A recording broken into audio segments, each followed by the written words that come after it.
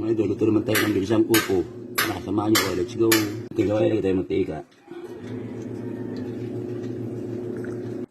Ito yung bawang.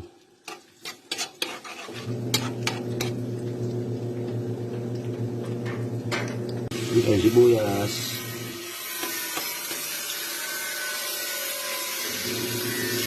Ito yung kamatis. Ito yung patis. Ito yung buko.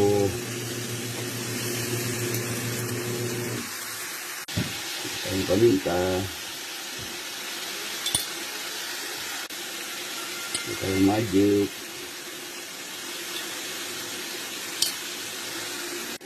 Ito yung charon, sahog.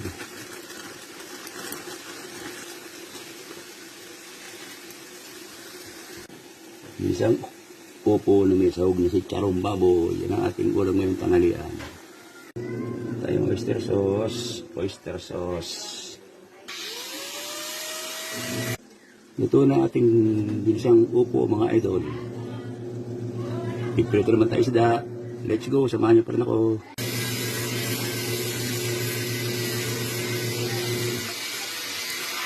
Ito na po ang ating isda. Patayin natin ang apoy. Maraming salamat sa inyo na sa pag-suporta sa aking mga video. Bye po.